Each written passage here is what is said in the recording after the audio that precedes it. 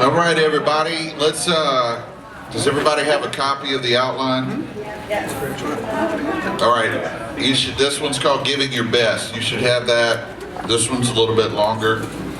This one usually only takes me about 2.5 hours to get through. So let's hurry up and get started. I know some of you need to be home before 11 o'clock. That's because it's You're not important. listening to me at all. It's important to get an early start to bed. So That's right. That's right. We got to put what we learned just now. And the Jews understand that the evening is the first part of the day. Okay. Some of these ideas are going to intermingle. We're going to go a little bit deeper, though, in some of this. And just try to give you, my goal here is not to just fill your head with information, but to try to stir you up and get you thinking in a different vein. I want to stimulate your thinking. I want you to be thinking after today. I want you to get uncomfortable for a little while with your day. I want you to get a little uncomfortable with where you are, because pain is the only true motivator of change in humanity. The only. There is no other way. You cannot change without pain. We love comfort, but comfort is the enemy of change. And so maybe today, maybe you've just been going through life and you're comfortable with your days, even though you're not being productive, and you're just now you're going to start evaluating your days and going, oh my goodness, I need to make a change. I wish Joel wouldn't have said that stuff, because now I'm evaluating my day and I realize I need to make some changes. And then you got to go through the growing pains of putting those changes into motion so that you can experience the fruit of change. The Bible says weeping may go on all night, but joy comes in the morning. You can't get to the joy until you go through the weeping. If you pay today, you'll play tomorrow. If you play today, you'll pay tomorrow. That's just the way life works. We all want to play today and play tomorrow, but it doesn't work that way. So let's dive into this. Personal growth. We're going to start with that, which is individual contribution. Contribution. Put that in the blank there. And all of these are going to be examples from Paul's life. He said in Galatians 1:17, "Nor did I go up to Jerusalem to consult with those who were apostles before I was. Instead, I went away into Arabia, and later I returned to the city of Damascus." In other words, Paul had to begin his apostolic ministry by dealing with himself. The measure of impact you have on others will be directly determined by your ability to manage yourself. Leaders who have very little or no impact on others are people who are terrible at managing themselves. And if they grow lackadaisical in managing themselves, they will have a very negative impact on those who they already have influence with. That's what happens when a leader falls in sin. They have no longer been managing themselves, and because of that, they disqualify themselves from managing and leading others. So Paul went into Arabia. He's like, I gotta spend 3 years here getting myself right. Think about Jesus. He never did anything till he was 30. We spend 30 years trying to do what Jesus did in 3 years because we don't spend the time preparing like Jesus did. So personal growth is very important. It's about what you do daily. And we're not going to spend a lot of time on that because we just went all into that. That's really, that session we just did is more of a breakdown of that. A little bit each day is worth far more than a lot one time. Now let's move on to the next thing there. What have you read for me lately? I know a lot of times we do that. What have you done for me lately? But it's what have you read for me lately? Reading books on any subject is very important to your personal development. Reading books in your field of service is critical to your creativity and future contribution to the team here at CFM. Now, let me say this right here. There's a huge difference between you doing what you're told and you having ideas about what you should do. It's not really that great of an attribute to just simply do what you're told. If your boss has to tell you what to do, you become a low-wage worker and you are replaceable. You're a cog in the wheel. It's when you bring ideas and innovation to the table that you become irreplaceable. And the only way to break out of your world and your perception is to read. God has given us this wonderful gift of reading. And we're not talking about, you don't have to be a prolific reader. But if you could read one book every 2 months, it would change your whole outlook on life. One. 6 books a year. And be very strategic about it. Don't just read a book because somebody recommended it once, or don't just read it because it's the first thing you could grab or it was on the back of the toilet. Be strategic in what you read. And here's the key here. Finish books. When we start books and don't finish them, we train our mind and our psyche to be quitters in reading, and it hurts us in Bible reading, because then we do the same thing. We just read a little bit and we go, oh, that was good, and then we just run on that. There's something about finishing a book and not allowing yourself to just skip or skim, but to finish. Read every chapter, because here's the thing. You say, well, that chapter doesn't really pertain to me. Who cares? You never know. You may read one thing in that chapter that changes your whole outlook on life. I remember there's a book called The Master Plan of Evangelism by Dr. Robert Coleman. And I've read it a number of times now. I try to read it about every year or two. It's just a powerful book. It's not that long, and it's just about how Jesus discipled people, and that was his strategy. And I remember I was reading it, and I decided, you know what, I need to read it again. So I was reading it, and I never read the intro or the preface or something. I thought, you know, I'm reading this book, but I've never read it. So I read it. And I remember he just said one little statement in there that impacted me more than anything else I've ever read in that book. In fact, it probably impacted me more than all the other things I've learned from that book put together. And he said in there, he said, Jesus had a ministry and a mission. And he explained a little bit, but that began to get in me that Jesus ministered to people every day, but that wasn't his mission. His mission was to die. That's good. That's good. And it was about 2 years ago, and the Lord spoke to me through that, and he said to me, he said something powerful. He said, traveling is not your mission, it's your ministry. He said, and when traveling ministers make traveling their mission, they get in trouble, because when they're not traveling, they just sit around. And they get bored and they get in trouble. And you can only play golf so many days of the week. And so the Lord kind of gave me that, and I ended up writing some things in my journal and everything, and the Lord kind of gave me a blueprint for what he wanted me to do. And as I began to travel, I began to see that, you know, for me, I can't go out every day. I don't fly somewhere every day, but I want to be productive every day. And I needed a mission that was bigger than my ministry. If Jesus would have only had a ministry, you and I would not be here today. But it was because he fulfilled his mission that we're sitting here today. And mission is what leaves legacy. Ministry is what creates your satisfaction and reward in the present. So in other words, my mission, I feel my biggest mission is to help this generation, to mentor them, to coach them, to speak into them, youth pastors and leaders. And that's what I do all during the week. That's my mission. My ministry is I go out and I preach. And I love doing that. But if all I did was go out and preach, I wouldn't be satisfied. Because it's not a mission. Traveling is not a mission. It's a ministry. What did I do this weekend? I ministered. But then I go home tomorrow and I'm there all week. And what am I going to do? Just sit around and wait on the next time that I go somewhere? No.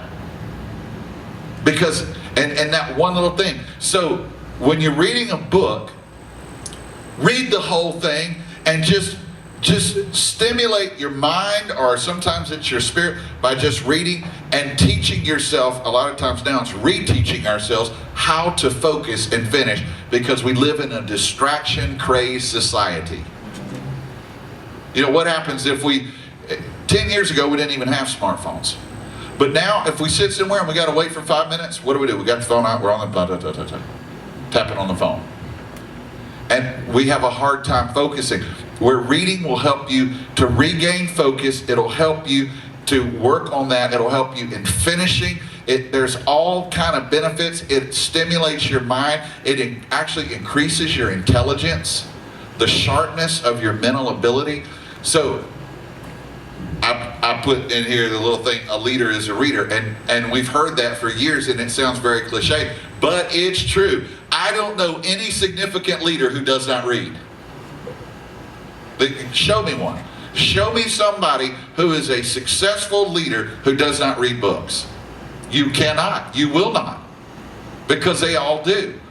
And they don't do it because that's just what you do. They do it because you will never get to the place you want to be if you're not taking in outside perspective and learning about things and familiarizing yourself with things.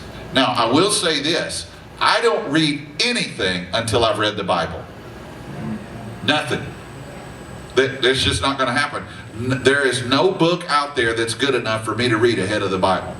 I read books about the Bible, and I have certain spiritual things I may do, whatever, that are very spiritual, but nothing comes before the Bible. Never read a book before the Bible. When I talk about reading, I'm talking about plus the Bible. I'm talking about something that we're not talking about. You know, my mom was meeting with this girl one day, and they were talking. She was having some problems, and she was a minister's wife, and mom asked her, you know, are you in the Word? Is God speaking to you? And she said, yeah, I'm reading Joyce Meyer's book right now. And mom said, well, but Joyce Myers didn't write the Bible. And thank God for Joyce Meyer. She's got a lot of good books. But the Bible never said that Joyce Meyer's words are the incorruptible seed. Yeah. It's not alive. There's only one book that's alive, and that's the Bible. It's quick and powerful, sharper than a two-edged sword. I don't care how powerful the individual was. I don't care if it's Martin Luther. I don't care if it's Billy Graham. Their words are not alive. The Word of God is alive. So a leader is a reader. And that guy is so cool.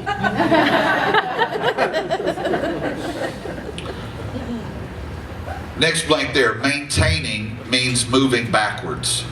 Yeah. Now listen, if you have a question, jot it down in the side, and I'll give you an opportunity to ask it, and we'll do some discussion when we get to the end of this. Maintaining means moving backwards. Many times we can develop the subconscious attitude, now I'm going to mess with some of you right here, that when we finish school, we are done with our training. This dangerous attitude will sabotage your future. Vanquish this enemy today by being committed to become the best you possible. What we started with tonight, becoming the best you possible. When somebody was telling me this week, I was talking to a friend of mine, and he just has begun to read again, and really I've been encouraging him, and he's a very, very smart guy. But he told me he got a big time degree in his master's and all that, and he said, you know, when I was reading every day, my mind was sharp. Everything in my life was going great. He said, when I graduated, I was sick of reading. I stopped reading, and I haven't picked up a book in 5 years. And he said, I've been lethargic. My mind has not worked right. He said, and 3 months ago, when you challenged me to start reading again, I began reading, he said, and my mind is working like 2 or 3 times as good as it was 3 months ago. He said, and I was battling with depression and all these things, but now I'm in an explosion of creativity because I realized that I had the attitude that once I got my degree, I was done with my training. And there's no such thing as arriving in training. Every athlete trains. And if they don't, they lose. You got to train. And so there's got to be ongoing education. All the high-level professions. If you're a doctor, you don't just get your degree and then never go back to school. What is there? There's ongoing education. You have to take a certain number of classes. And it doesn't even matter what those classes are. You just got to take classes because that keeps you sharp and it keeps you intuitive in what you're doing and knowing about what's going on. So if doctors need to do that, then how much more we are doctors of the heart, we need to be sharp with what we're doing. So if we're just treading water, we're going backwards. Now the second area, relational connection, and that's connect to your team. First, it's all about you, your personal contribution. Then it's about your team, connect to the team. So Barnabas and Saul were sent out by the Holy Spirit. Saul and Barnabas were a team. Paul, once he had been prepared individually, now he was ready to partner up with Barnabas. First thing there, meet one new person each week. Now let's talk about connection, the power of connection. I do a lot of coaching on networking and building. There is a difference between a contact and a connection. There's a difference between a contact and a connection. You come in contact with people every day, and there are going to be some people you're going to try to connect with that you're just not going to connect with. It's just going to fall flat. But you've got to keep being intentional about connecting with people. And connection is a very funny thing, because it doesn't happen in a linear way. It happens exponentially. When you connect with one person, you may end up connecting with people that are connected with them. And people that are connected to them. And it begins to accelerate. And so if you just have, you may think, well, if I meet one new person a week or connect with one, that's 50 people in a year that I connect with if I don't connect with anybody on vacation for 2 weeks. That's 50 people a year. Well, that 50 people a year, if they're meaningful connections, even if it only turns out that 20 of them are meaningful connections, you can't believe how it will change your whole perspective and the way that you live your life. Meaningful connection. Meet one person a week. Have lunch with somebody once a week. Somebody on the team. Somebody you met at church. Somebody that's out of the ordinary of your routine. Make an effort to connect with them. Go to lunch and have a connection with them. I put here a little saying that I read from a guy that I've been reading a lot of his stuff, and it's very powerful. He says that your network will always determine your net worth. Your network will determine your net worth. Period. I mean, people will you can sit around and try to think about it and say, well, that's not true in this case. No, it's always true. And so if you want opportunities and expansion to come into your life, it's going to happen through people. Now let me give you this. I want you to write this down because this is not in here. Money is God's motivation and reward for serving other people. Money is God's motivation and reward that He gave mankind for serving other people. Without it, no one would ever have any incentive to serve others. It don't matter if you're saved or unsaved, whatever. We're not talking about compassion and love. We're just talking about serving other people. No one would show up at McDonald's and fire up the hamburger grill out of the goodness of their heart. Would they? It's that paycheck is why they do it. You need a job. That's why God created money. And so when we begin to see that if we connect with people, we can then serve people. And if serving people is what God created money for, then it changes the whole nature of our earning potential. That kind of messes with our mind. Well, so I just throw that in there right there. You can think on that, Selah on that all you want. Now, I do want to say this. Connectivity is the greatest key to creativity. In Genesis 1:26 and 27, it says, then God blessed them, not then God blessed him. Creativity comes through connection. Try creating a baby by yourself. Ain't going to work out. Next thing, make an effort to connect. When connecting with new people, be sure to And here's a couple of little things. Number one, do a lot of listening. Do a lot of listening. You know, being a good listener doesn't have anything to do necessarily with whether you're a talker or not. Listening is a skill, and we all have to develop it. Yeah. And for some of us, it's harder than others. Make them feel important. We're not talking about flattery. We're just talking about focusing on people. When they're talking, that you're focused on them. That you're not looking, or you're looking at your watch, or no, that you focus on people. Make them feel important. The most valuable thing you can do, that you can give somebody, is your time and your attention. Yeah.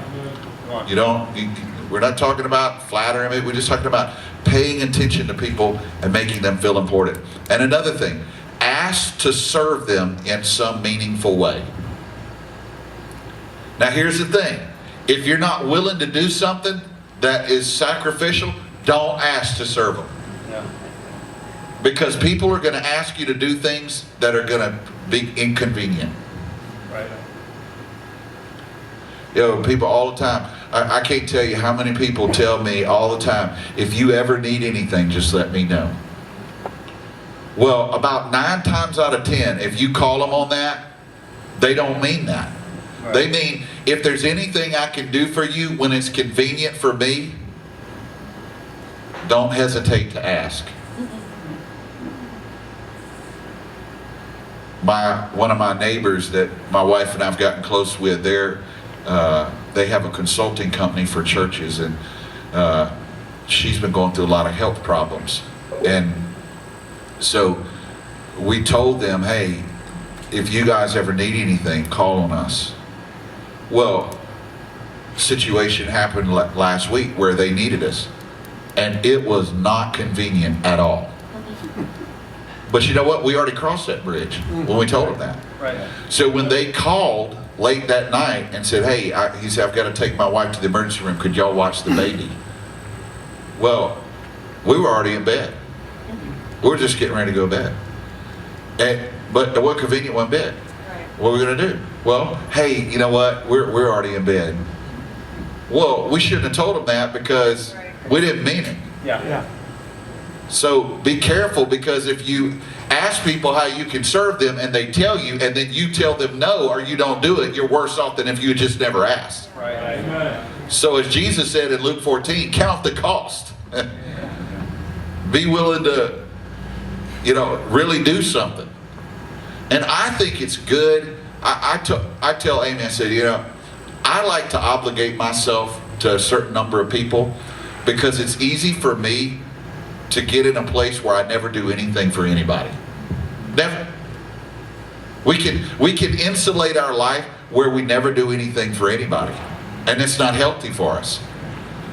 And so when we say to somebody, hey, is there any way I can serve you? Is there anything I can do for you? And now I have to be real careful when I ask my wife this, because she'll hit me with, yeah, you can vacuum the house. I really need you to do that. Thank you.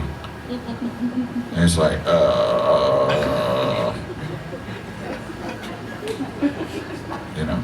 it's never something like, can you put my keys back in my car?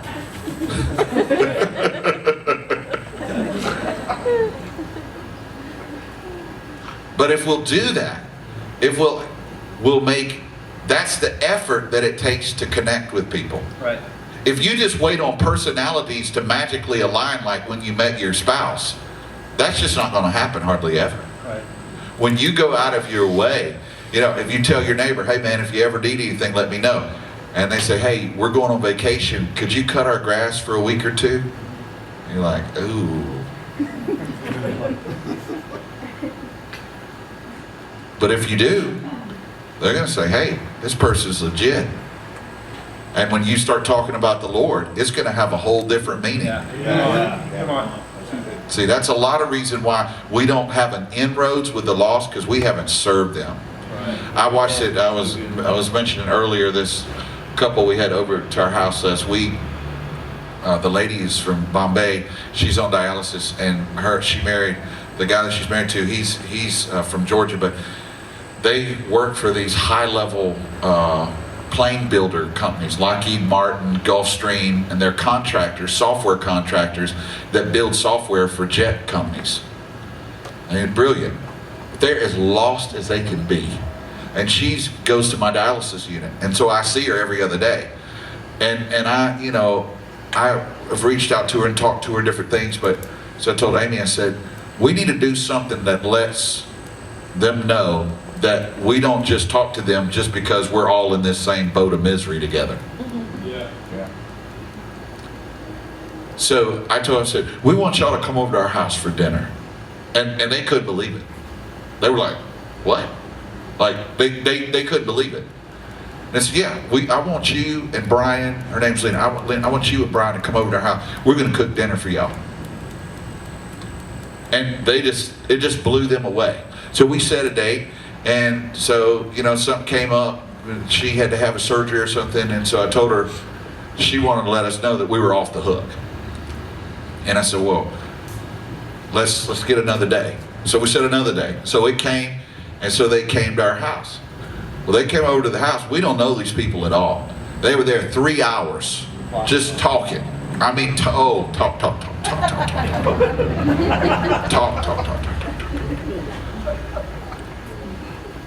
They were there 3 hours. Got there at 6:30. Didn't leave till 9:30. And we just listened to them, talked to them. My wife cooked them just an amazing meal. Did all kind, and it was so delicious. And they didn't have to do anything. And then she had texted me, do we need to bring? No, don't bring anything. Just show up. Here's the address. Show up. They just showed up. And we've been going to the same dialysis unit for 1.5 years now. For 18 months probably. At least a year. And I saw her yesterday, or no, it was today, so Friday. And they had come over Tuesday, and she wasn't there Wednesday because she had another operation. When you're on dialysis, there's just operations, just procedures, just like crazy. It's just all the time. Because it's something like, oh, they're in the hospital, oh, they're in the hospital, this. And so she was out Wednesday to Friday, she was there, and I went over and was checking on her. And that was like a whole nother level of relationship. Yeah. Where before, we're talking about highly intelligent people. She runs a project crew right now out of Pittsburgh for a nuclear company, Westinghouse Nuclear. And they are not about to hear anything about the gospel from us. But now, there's an open door. Yes, that's good. And you know what? We had to spend money. We had to spend time. We cleaned the house. Everything was ready. It was a big effort. We rescheduled it, but that effort is going to pay off because they're going to get saved. Yeah. I'm not going to stop till they get saved. Mm-hmm. And see, it takes effort. Yeah. But winning souls takes effort. Yeah. That's why Christians don't win souls, because they don't want to take effort to do it. Right. We just want people to come to church and get saved, and we can go, oh yeah, they got saved. But it's going to take work. Mm-hmm. You got to work on people. Yes. I watch Pastor Doug. He's one of the best. He works on people. He told one girl last night, "You coming tomorrow?" He just let her know. But you have a rapport with her to be able to do that, and that takes effort. So let's look at this one final thing here. Smiling is the #1 ingredient to connection. Smiling. Now this is something I have to work on all the time. Smiling. Smiling is a decision. What does smiling do? #1, it releases a positive culture. If you want to have a good culture, the best thing you can do, if you could only do one thing, is smile a lot. That's it. That's all you got to do, is just smile. Smiling releases a positive culture. Another thing, let your body lead your brain.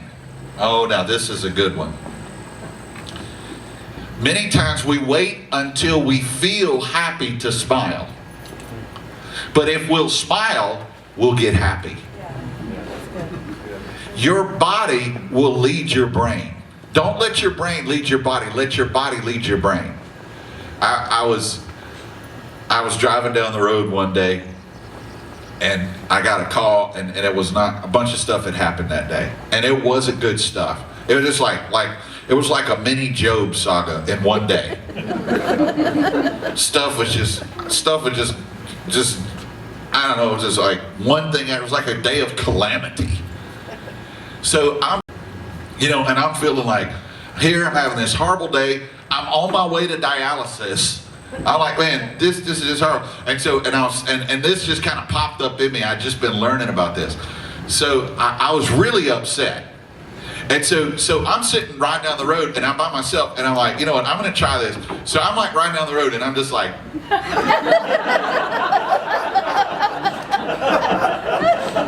so I'm like looking in the rearview mirror at myself and I'm like, and then after a few, you know, after about 15 seconds, I'm kind of like, and then, I don't know, because it releases endorphins in your body. And then next thing you know, I'm like feeling awesome. I'm like, I don't even know why, and then this guy was riding next to me on one of these big interstates in Dallas, like 12 lanes across. This guy pulls up next to me, he's in a pickup truck, and I'm in my pickup truck, and I'm like, you know, and people are so used to people pulling up next to him and doing this and all that. So when he looked over at me, and I'm like, he like, instead of, he just pulled right on him. Scared him half to death. Right?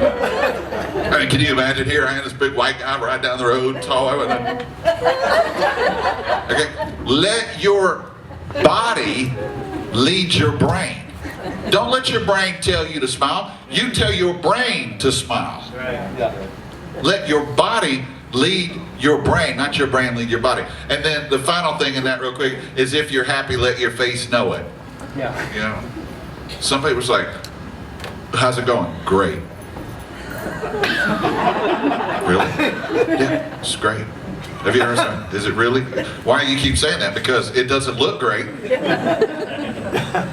And somebody's smiling, you don't ask them how things are going because you know they're going great. Pretty much when somebody says, how's it going? It's because you're kind of walking around looking like it's going terrible.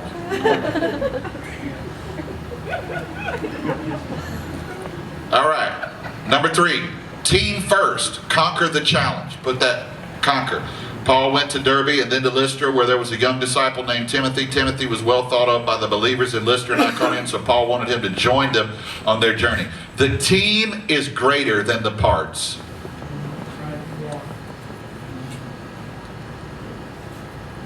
Personal accomplishment will never satisfy like team conquest.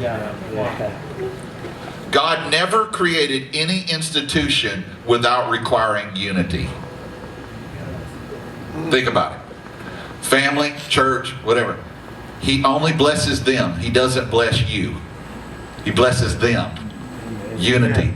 The team. God blesses the team.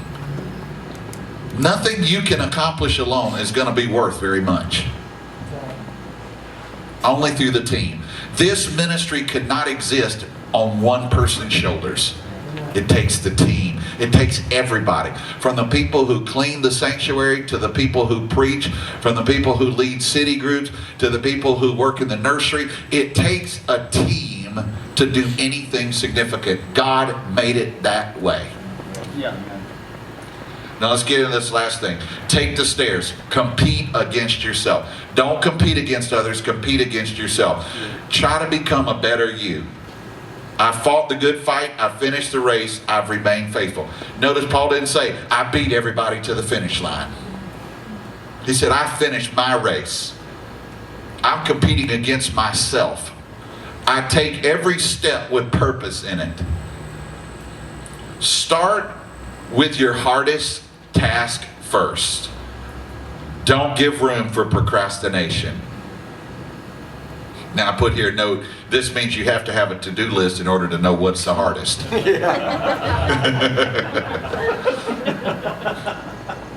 Have you ever seen the little book, Eat That Frog? Yeah. Okay. And that's basically, if you know, whatever you don't want to do, eat that first.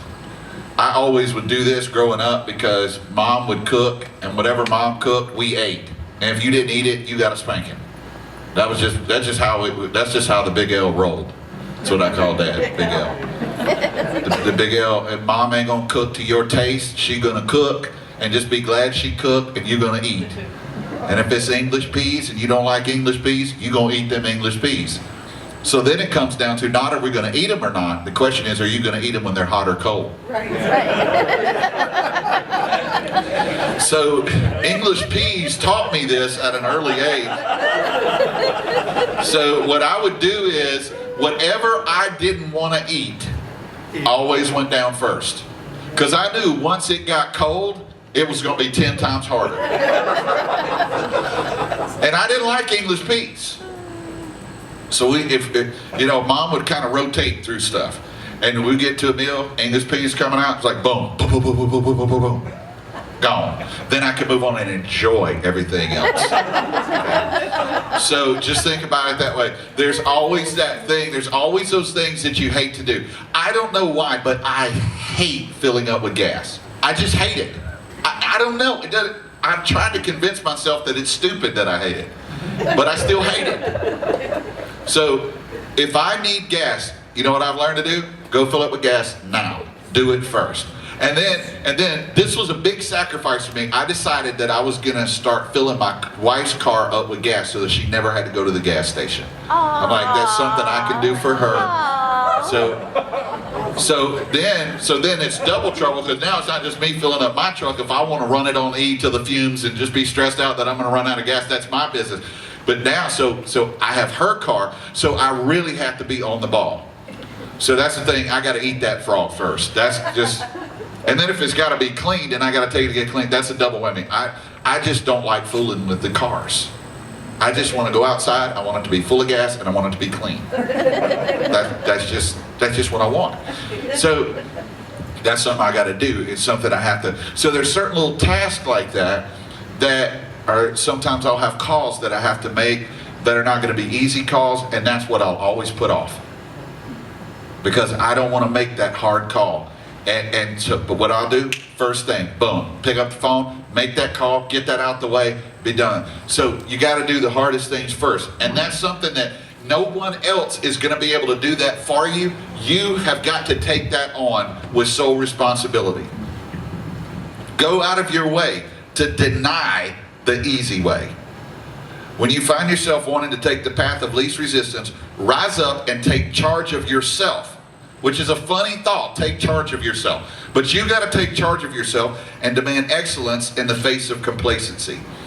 Then learn the principle of the harvest. When it comes time to make it happen, you need to step up your game. Now, there's a book called Take the Stairs, and I put that in here by Roy Vaden towards the end, you'll see. And he talks about this, the principle of the harvest, that when it comes time to harvest, you can't just do what you do the rest of the year, because you'll lose a lot of the harvest. There are gonna be seasons, like if you have a conference. When you have a conference, you don't work the same schedule you work the rest of the year, because it's a conference. And you gotta know when it's harvest season, but you also have to know that you can't run harvest season year round. You'll burn out. You know, you can only work 40 to 50 hours a week and be effective. You can't work 80 hours a week and remain effective. You will burn out, and you will begin to do things sloppily, and you will begin to perceive things wrong. So you may have a week where you have to put in 80 hours. You may even have 2 weeks when it's harvest season. The farmer will work from 5 in the morning till 11 at night, but he doesn't do that year round. There's times in the winter where all he does is his chores, and he goes back in because there's snow on the ground. So you have to know what season it's in, and that's a very important principle. Then finally, get on the energy bus. Now there's a little book by a guy named John Gordon called The Energy Bus. And it is about increasing positivity. It's a cool little story, and it's just a great read, and it's something that it really had a big impact on me. Stay positive and deny your feelings of negativity, even when they're an accurate reflection of reality.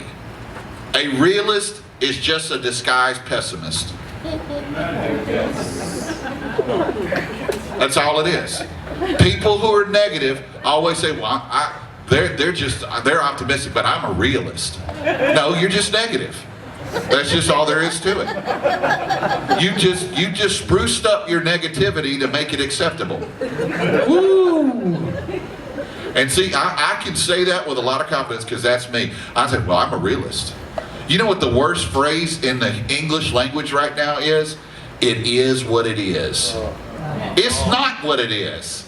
It's what you make it. So we need to remain optimistic. Jesus was not a realist. And whatever Jesus was and is what we need to be. Yes. And we need to quit making excuses, and we need to say, you know what? If that's the way I am, then I need to change. I need to be more positive. And my wife helps me with this because she's very positive and I tend to be negative, which I've always said realistic. And me and my mom, we would always say that we're realists. We got to keep this family in balance because y'all are just all out there dreaming. Dad and Jonathan and everybody, they're just all just in la la land. But you know what? Every successful person that you'll ever get around is always an optimist. Being realistic never leads to true success. It doesn't. It's always fighting against the very powers and creativity that lead. That doesn't mean that we're naive. I'm not talking about being naive. I'm just talking about having a good attitude. I'm talking about being upbeat, being optimistic. That, you know what? It is going to work out. That doesn't mean we're not going to work, but we're going to do our best. We're going to be excellent. And then if it doesn't work out, well, oh well, we'll try again next time. Instead of, I knew that wasn't going to work out. I tried to tell him that wasn't going to work out. And we spend all our time trying to prove that we're right as a realist instead of just being optimistic and saying, hey, we want it to work out. That's the whole point. We want it to work out. And that's been a big revelation for me. So these are just, now, I gave you at the end of this, you can just go into this all you want on books. I gave you book recommendations, reading tools, podcast picks. I gave you all kind of stuff there. You just dig in all that all you want. I put that together, and those are all books that I've read and thought were the best. I read about 10 books a month, and so that's some of the best ones that I've read. So I just wanted you to have that.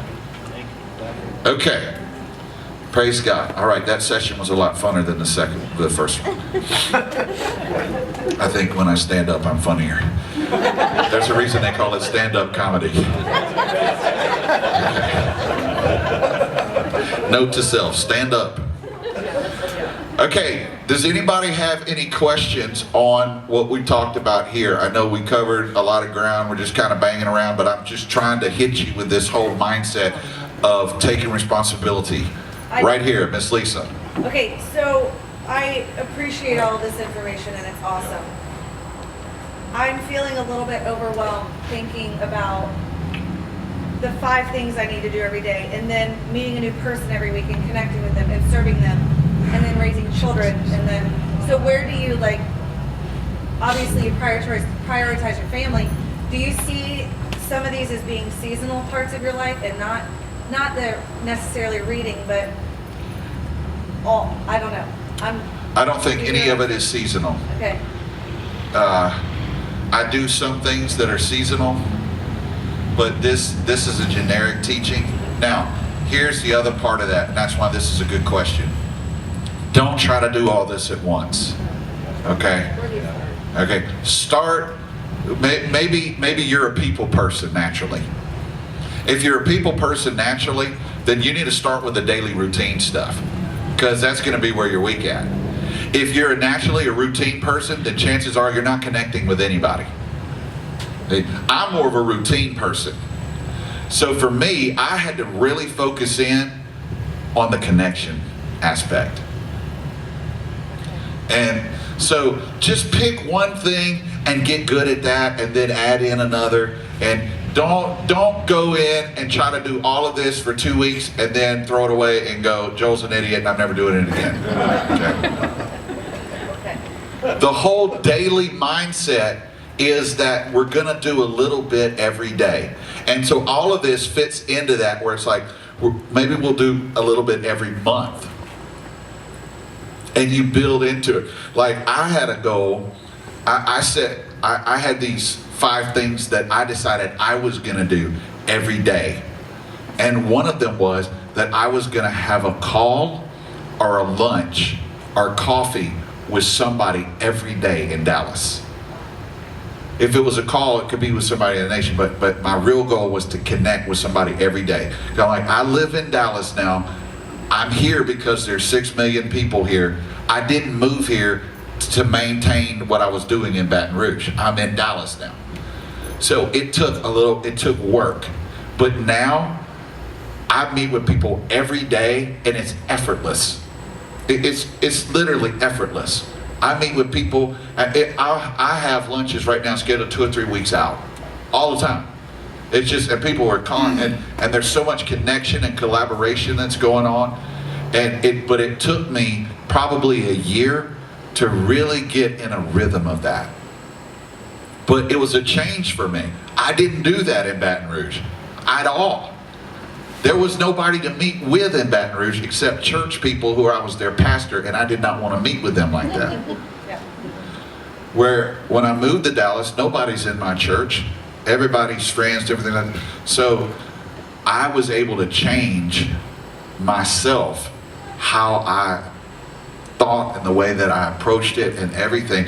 But it was a gradual thing. It wasn't something where I just decided, bless God, I'm going to do this, and I did it. Yeah, I had to figure out how to do it. I had to learn how to, just like anything, you get better at it. And even connecting with people.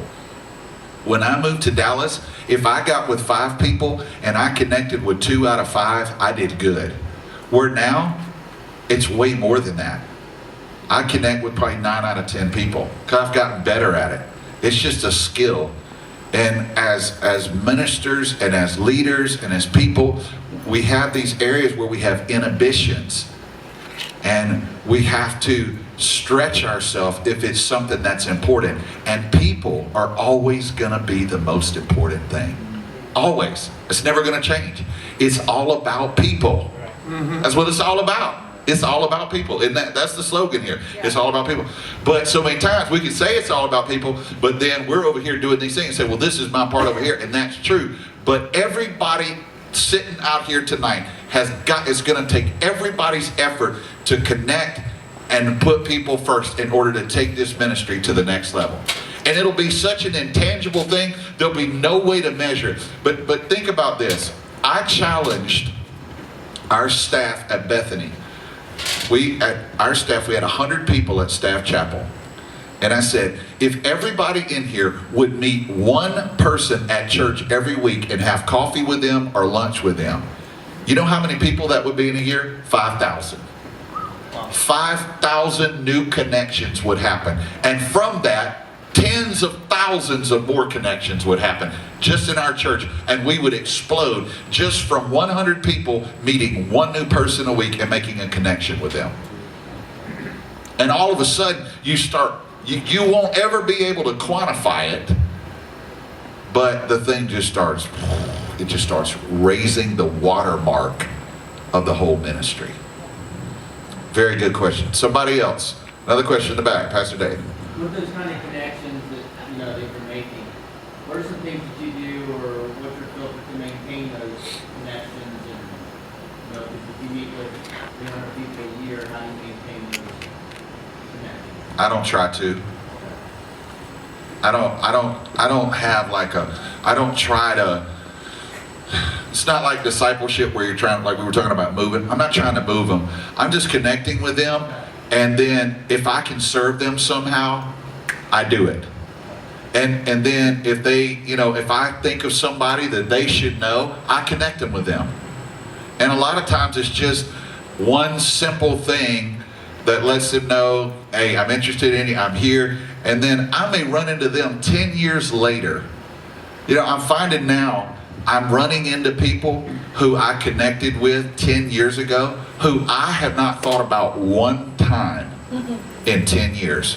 But all of a sudden, I come back in contact with them, and it's in a critical way that I could have never arranged if I had not had that connection with them 10 years ago. My wife has a girl in her group now who married a guy from Australia who was Russell Evans' assistant from Planet Shakers. He came to Bethany with Russell when Russell was with me. He met me. I don't remember meeting the guy, I spent time with him, gave him a word, something spoken to his life. And now he's married to this girl. He lives in Dallas, and this whole event was going on. And guess who was the person who was in charge of the event that we wanted to go to? Him. So when my wife talked to her and said, we want to go to this event, and she told her husband, he said, is that the Joel Stockstill from Baton Rouge? And we got the massive hookup. Because I connected with this guy years ago, probably 7 years ago. So there's all these type of ways. So, you know, some people, something sparks and it continues. Sometimes it's just, they just know that you care. I don't put any pressure on myself or them but I always try to figure out some way, whether it's introducing them to somebody. A lot of times I have a huge network now. So one of the biggest things I can do for people is open doors for them. Because there's a lot of people that people have wanted to meet their whole life, or that they're looking for something particular, and I can make one call and make it happen for them. And if I can plant that seed for them, it's going to come back to me. Right. So sometimes it's as simple as they mention to me, you know, like a lot of times, if I'm with somebody, I say, man, you know, your dad is my hero. I would love to meet him. So, well, I can arrange that. I happen to know him really good. I can make it happen. Or like one church that I preached for, they wanted Dad to come, and it was a great church, and I was able to connect them with Dad, and he's going there this month, and they're just like floored, and they're super excited, and it ended up opening another big door for Dad. And so, and it really wasn't a big time consuming thing for me, but it did require a little bit of effort and connection, and that's kind of how I look at it. Especially in pastoring, you're just making that connection, you're hearing their story. There's nothing more important to somebody than you know how they got married or what their kids are doing, and you can just speak something about that. And you know, when you make that connection, it's very important. It's a good question. Somebody else, right here. So I got a question for you, buddy. As you've been around like this today, you've been around this church, you said right there like the next level. What would you say or feel is the next level for this church, for us as leaders, for this area, for Church on Fire? Do you have any kind of, has the Spirit been speaking to you anything about that? I would give you two words that go together: cohesiveness and collaboration. I feel like in my spirit, and that's a good question, I feel like we've got a lot of people here who love what they do, and they do what they do well.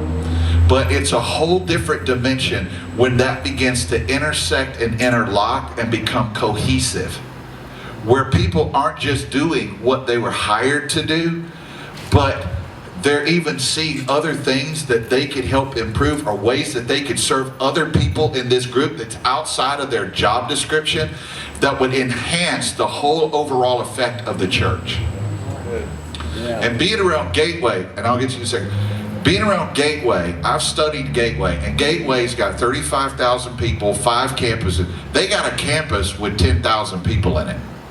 That's not their main campus. Okay, so I'm like, what's going on at Gateway? I've studied them. One of the things that I see there is this collaborative spirit where people don't stay, you know how we hear this all the time, just stay in your lane. And I like that, because that means stay in your strength zone. But it can also become a negative when it's like, well, they do that and I do this. Yeah, but one will chase 1,000 and 2 don't chase 2,000. They'll chase 10,000. Yeah. But if they're both just doing their thing, they're just going to chase 2,000, because they're not collaborating.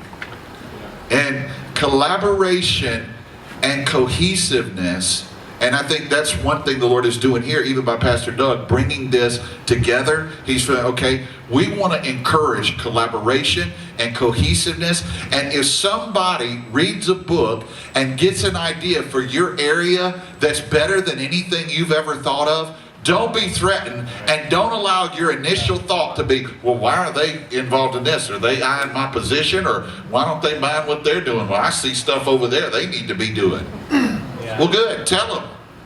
But do it with the right spirit. Right. Yeah.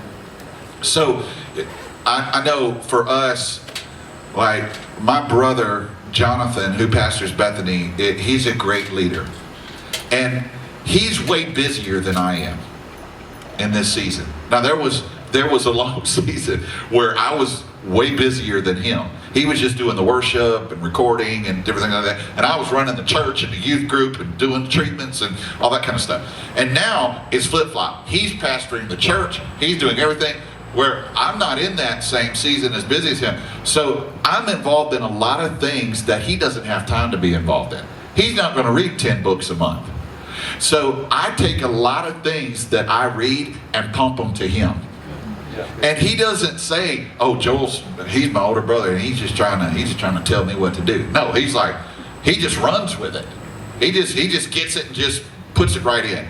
So I think that type of a collaboration is the next level to say, okay, we're all doing everything we can do, but we're going to get better as individuals, and as we get better as individuals, we're going to get better at helping each other, and our collaboration quotient is going to increase because we've gotten better individually. Yeah. So that would be what I would say to that.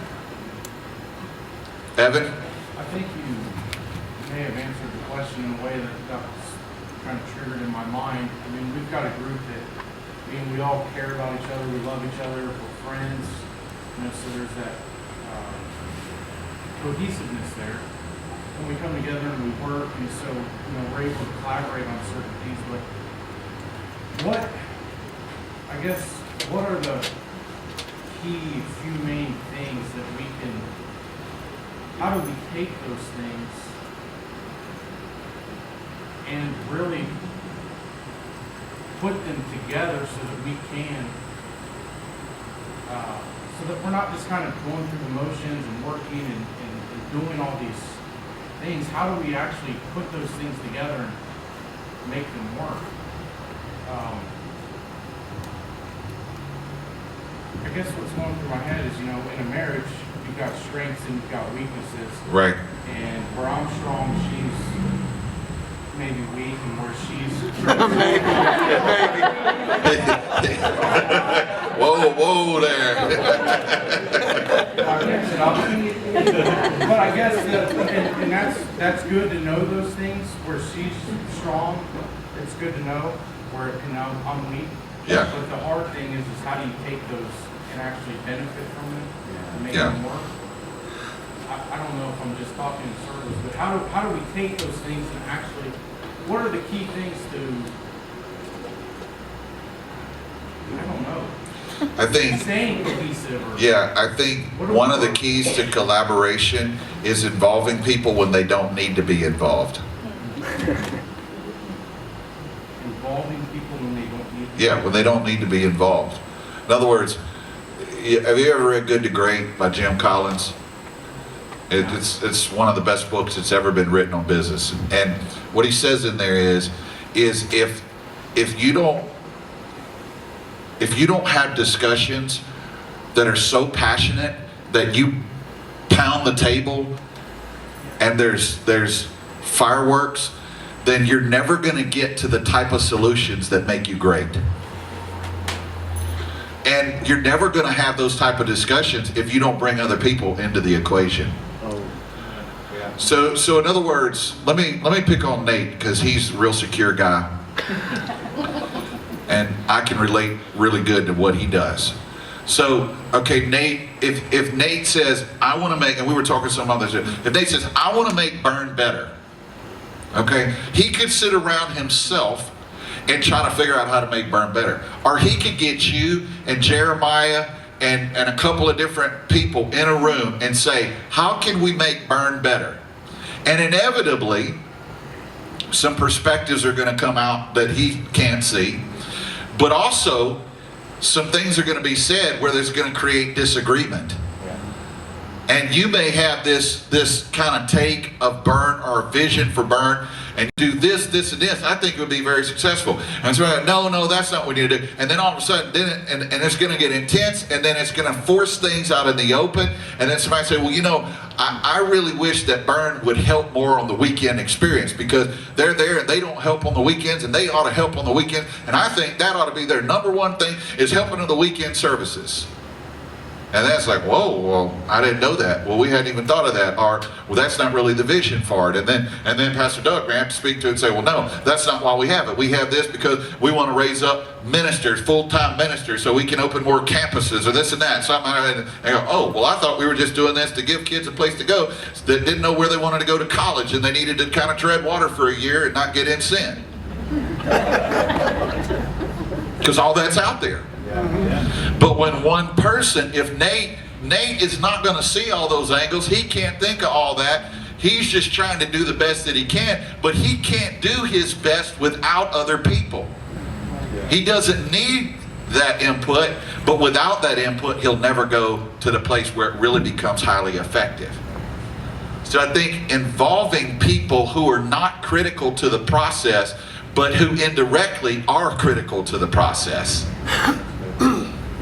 And that's not easy to do. It takes intention. And then you say, well, I just opened a big can of worms because we just had this meeting and we thought we were going to come up with some ideas. We ended up all mad. Well, there's obviously some things there that it's not going to be resolved in one hour meeting. It may take 5 meetings of 2 hours, but after those 10 hours, you're going to come out with something you would have never thought of or never done before. Yeah, that's good. Yeah.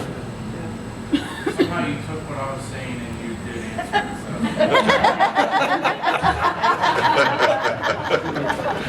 So. Thank you. Okay, anybody else? And I know it's getting cold.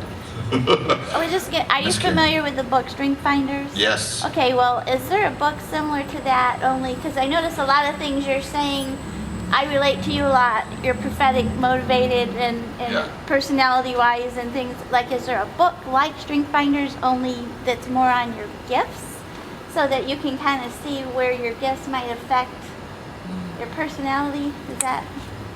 You know, I don't know. I know there's the DISC test, and that helps. Are you familiar with that? The DISC test, D-I-S-C? It's a personality, and there's a spiritual. There's one that relates, and they even profile different people in the Bible that they correlate with, and that's a very powerful tool. Did you say DISC? Like D-I-S-C? Yeah, like a CD DISC test. Those are the 4 basic personalities. It would be like Briggs Stratton type. Not Briggs Stratton, that's an engine. Just Briggs so you Myers. don't have to feel, a lot of times I think, especially say for instance, having like discernment. Right. You tend to you come across as a very negative person. Yeah. Where other people are just grasping this person and, you know, and you're going, who Yeah. knew? Yeah. You know, so I'm Oh, just I can like, relate with that. so I just wondered if there was something out there that helps like us understand The DISC ourselves test better. would do exactly that. Okay. Yeah. So because that's what happens when you don't know how to process the gifts right. Then it just gets boiled down to simply optimistic or negative, when discernment is a positive thing. Just because you don't think everybody's great or sweet doesn't mean that you're negative. And we have to be able to value that. See, I don't, because shepherds have a certain discernment to protect the flock, but many times they're not very discerning into people. We're prophetic people, many times they're not that discerning with the flock, but they're very discerning into people. Well, I was on that discerning people side of it, and I can look at somebody and go, oh, that person, they've got a, Jezebel spirit or something. And where the pastor goes, oh no, that brother, he's awesome. He's like, well, it ain't got anything to do with whether they're awesome or not. I didn't say he wasn't awesome, I said he's perverted.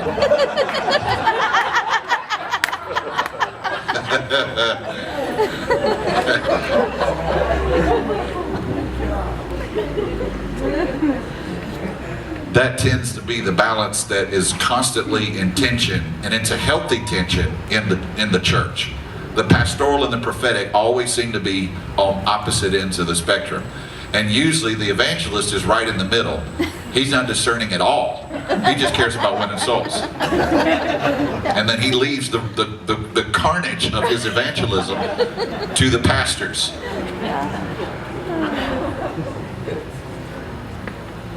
Praise God. Okay, one more question. Anybody got one more question, and then we'll move forward. I don't know what. I was wondering what English peas were. What's that? English peas. What are English peas? Oh, what are English peas? They're little round green pellet-like peas.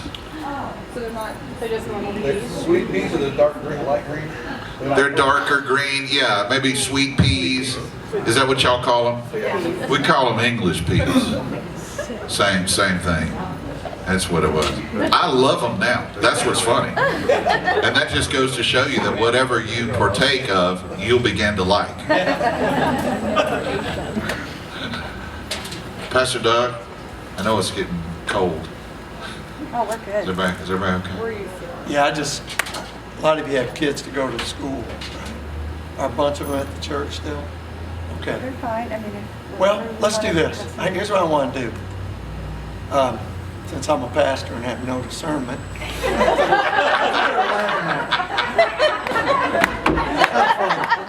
That's why God gave you your bride. His negative bride. Oh. No, let's your prophetic bride. Yes. Let's all come down. Let's all come here. Let's see if we can get right here. And then let's stand here. If you can, just pray over it. If you want to use it.